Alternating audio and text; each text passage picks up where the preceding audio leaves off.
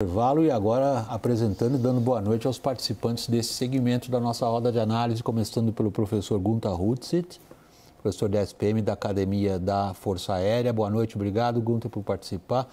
E Lorival Santana, nosso analista internacional. A notícia é a seguinte: a Turquia concordou em apoiar a entrada da Suécia na OTAN, a aliança militar liderada sobretudo pelos Estados Unidos, e isto ocorre poucas horas antes da cúpula da OTAN em Vilnius, lá no Báltico, na Lituânia. Confira. O anúncio foi feito pelo secretário-geral da OTAN, Jens Stoltenberg, nesta segunda-feira e causou surpresa à comunidade internacional. Horas antes, o presidente turco Recep Tayyip Erdogan havia dito que antes de falar sobre a Suécia, a União Europeia deveria deixar o caminho livre para o ingresso da Turquia no bloco, algo que Erdogan tenta desde meados de 2005. A Turquia resistiu à entrada do país nórdico na OTAN por cerca de um ano. Para isso, usou uma série de justificativas. Na mais recente, Erdogan acusou as autoridades suecas de serem cúmplices de manifestações islamofóbicas, como a queima do Alcorão. Além disso, o governo turco acusa a Suécia de abrigar curdos considerados terroristas por Ankara. As leis suecas de terrorismo foram modificadas no início deste ano, tornando crime fazer parte desses grupos. Mas não foi o suficiente para Erdogan. A Turquia e a Hungria são os únicos dois membros da OTAN que ainda não ratificaram o pedido de adesão da Suécia. Ankara sofreu pressão dos aliados europeus e americanos para apoiar a entrada do país nórdico na aliança militar.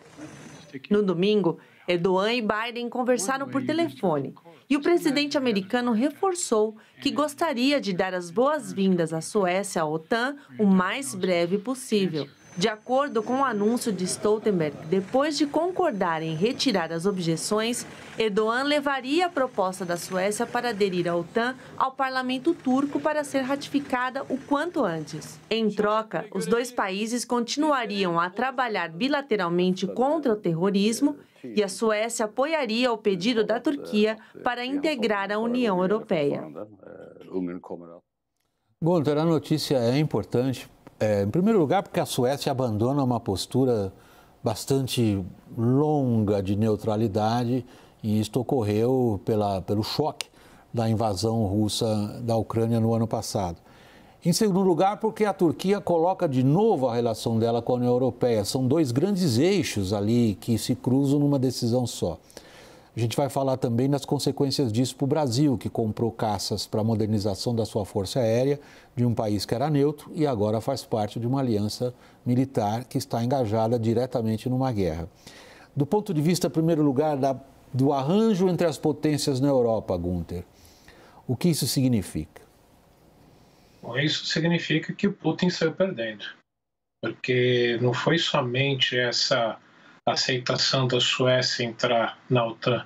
Nos últimos dias, Erdogan deu sérios passos, indicando estar apoiando cada vez mais a Ucrânia no conflito, devolvendo prisioneiros, que ele tinha prometido que só faria isso depois do fim do conflito, já indicou que também apoia a entrada da Ucrânia na OTAN depois do fim da guerra, já também indicou que pode a marinha turca acompanhar navios graneleiros ucranianos caso a Rússia não renove o acordo de exportação principalmente de trigos pelo Mar Negro.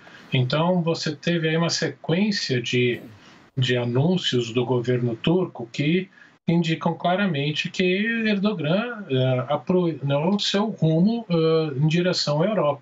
A gente não pode esquecer que a economia turca está bem complicada e está precisando de dólares e euros, não de rublos e yuans. Bem lembrado. E ele acaba de passar por uma reeleição, né? Então não precisa mais jogar tanto aquela carta nacionalista e eurasiática que... Ou religiosa, né, no caso da Suécia. Religiosa também, Bem, a gente até tem, não sei se a gente tem um mapa que a gente usou no Prime, porque acho que a geografia é interessante nessa questão. A Fernanda está pedindo só um instantinho, tá bom. A gente vai. Enfim, a gente teve hoje, né, William, com a embaixadora da Finlândia e o cônsul também, e eles disseram, olha, para nós é muito importante a entrada da Suécia. Aliás, quando nós entramos na OTAN, 15 segundos depois de assinar a nossa entrada na OTAN, nós entregamos a ratificação pelo nosso parlamento da entrada da Suécia. Você vê como as coisas estão interligadas para eles, né? Que aí Sim, os nórdicos têm uma visão da Rússia completamente até a qual o Brasil é até alheia, né? Exato, e ali eles usaram o termo fecha-se um anel, né, de proteção da Europa e do espaço escandinavo ali, que é muito importante, porque se a Finlândia tem 1.250 quilômetros de fronteira com a Rússia, que é o que a OTAN antes da Finlândia tinha, a Suécia tem aquela zona exclusiva econômica no Mar Báltico que encosta na costa do exclave de Kaliningrado. Será que a gente tem um mapa agora? Seria essencial, Fernando. Senão a gente pode falar do impacto para o Brasil, né?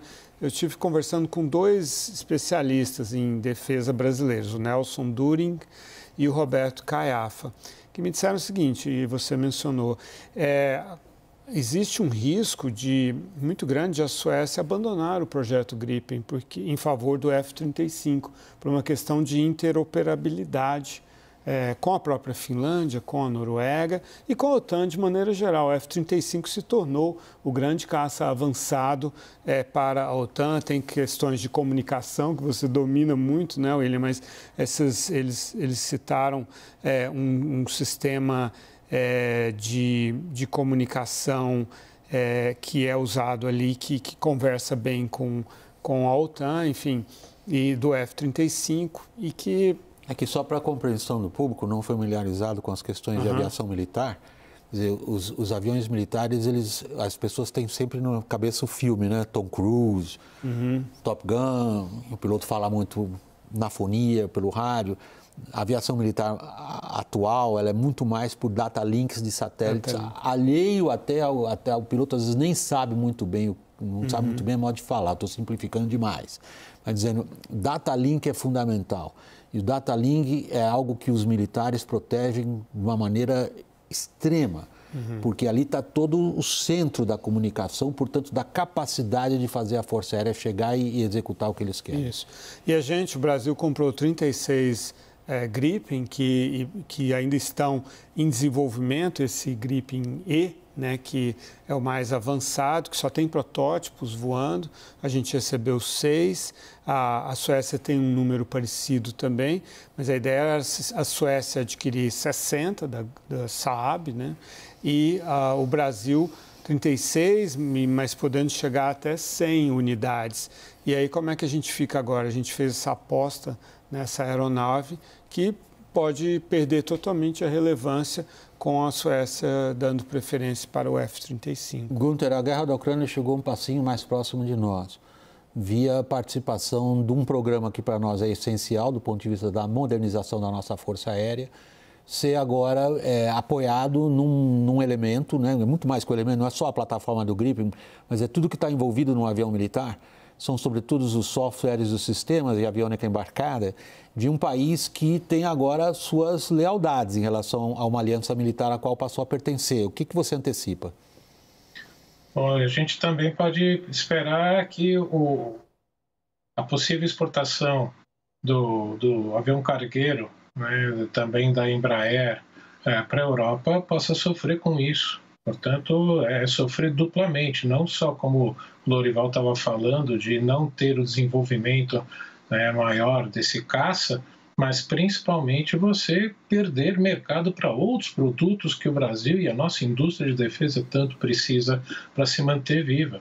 Então, você tem aí por mais que o governo brasileiro tenha dito que está mantendo uma neutralidade, a gente já conversou várias vezes aqui, já mais do que foi debatido, as falas e as posturas do governo brasileiro são desfavoráveis à Rússia, e isso tem causado, sim, entre os governos europeus um afastamento em relação ao governo brasileiro. E a gente pode sofrer, sim, com isso em outros setores militares, não só o Gripen. Lorival, quando a gente aborda essas questões, e são geopolíticas clássicas, né? elas se cruzam com algo que está na mesa agora, que é, por exemplo, o Mercosul e os acordos de livre comércio com a União Europeia. A gente viu nas negociações da Suécia com o Erdogan como que o Erdogan cruzou essas duas linhas. A presença da Turquia na União Europeia e a participação da Suécia, um país da União Europeia, na aliança. No caso, os europeus estão olhando para o Brasil na questão da assinatura do acordo entre o Mercosul e a União Europeia e, evidentemente, estão levando em consideração também o que a gente acha do que eles estão fazendo em termos da guerra. Porque a União Europeia não é só um arranjo econômico, comercial, né, William? É um arranjo político, estratégico, que envolve também cultura e valores. E ainda mais num contexto de uma guerra como essa, a primeira grande guerra na Europa depois da Segunda Guerra Mundial, os europeus estão muito sensibilizados e olhando quem são os verdadeiros parceiros deles, né? Não é necessariamente aliados no sentido de um compromisso de defesa mútua, mas uma parceria estratégica, né? Que, em teoria, o Brasil teria já com a União Europeia, inclusive, mas que não está demonstrando na prática, né? Claramente, os instintos, os sentimentos, tanto do ex-presidente Jair Bolsonaro quanto do atual presidente Lula, estão com a Rússia, né? Então, isso está causando enorme insatisfação. Só assinalar que a gente entrevistou recentemente a embaixadora da Suécia e o adido de defesa, e eles disseram que o compromisso com o Gripen continua firme. Por causa do fuso horário, quando chegou a notícia da entrada, da aceitação da Turquia, não deu para falar com a Suécia, até porque a embaixadora e o adido estão de férias também na Suécia. É o verão deles agora, Júlio, lá mas amanhã tentaremos ouvi-los. Gunther, a gente lê pelos colegas da Folha de São Paulo que o comandante do Exército está se dirigindo, ou planeja, tem a intenção de ir à Alemanha tratar do veto até aqui estabelecido pelos alemães para a venda de blindados brasileiros do tipo Guarani para outros países por conta de elementos, de peças desse equipamento de guerra que são fabricados por licença na Alemanha. E a Alemanha impõe severas restrições de exportação. Como que esse cenário está se desenvolvendo, Gunther? Bom, esse é mais um daqueles casos de reflexos dessa postura do governo brasileiro, né? Então, por mais que já li, já ouvi, o que a Alemanha produz é parte da suspensão, isso dá para ser conseguido aqui, não é tão fácil assim você conseguir trocar de fornecedor e todos os contratos já estabelecidos. Então, como eu estava falando antes, vai ter repercussões muito mais fortes. A gente não pode esquecer, nosso projeto de desenvolvimento do submarino é com uma empresa francesa. Então, você tem todas as três forças com projetos ligados essencialmente à OTAN. Então, a postura brasileira tem implicações sérias, diretas, com todo o planejamento estratégico que as três Forças Armadas brasileiras vêm fazendo há muito tempo. E, portanto, vamos ter problema. Lorival, por último, saindo um pouco agora da questão brasileira, indo para esse encontro em Vilnius da OTAN. A grande conversa na imprensa internacional hoje, nesta segunda-feira, foi o que se dirá sobre a Ucrânia entrar na OTAN. Aparentemente, pelo que foi apurado, o comunicado vai dizer que a Ucrânia tem o direito de entrar na OTAN. E aí a questão é quando e como, né? O Biden está com a visão, digamos, mais conservadora, né, entre os países importantes da OTAN, no sentido de que ainda precisa passar por todos aqueles critérios ligados à democracia, às instituições e tal, não só a questão de estar em paz, de não estar envolvido em um conflito armado, né? E deixou muito claro que ele não quer que a entrada da Ucrânia represente uma guerra direta entre Estados Unidos e Rússia. E aí você tem uma gradação que vai desde um Rishi Sunak do Reino Unido, o próprio Emmanuel Emmanuel Macron está sendo agora bastante contundente de que a Ucrânia precisa de garantias de defesa e, claro, os países da Europa Central, aqueles que também fazem fronteira com a Rússia, querem muito uma entrada da Ucrânia assim que houver um cessar-fogo. Ninguém quer uma entrada durante a guerra com a Rússia, mas assim que isso não acionar o artigo... uma guerra direta com a Rússia.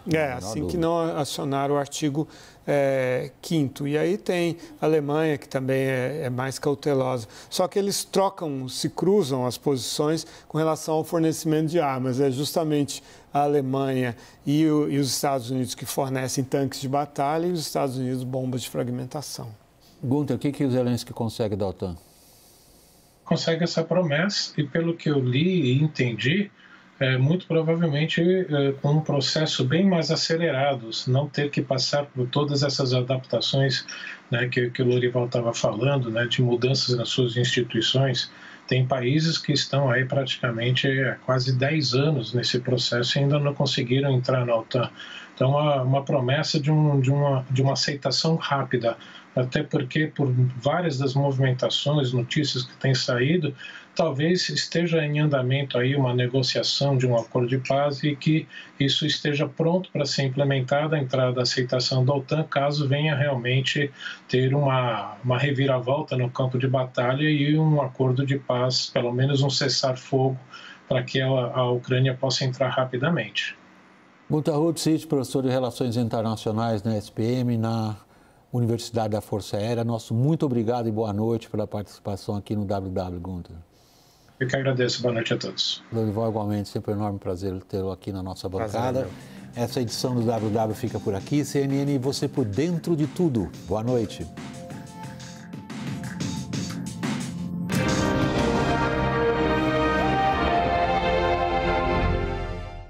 WW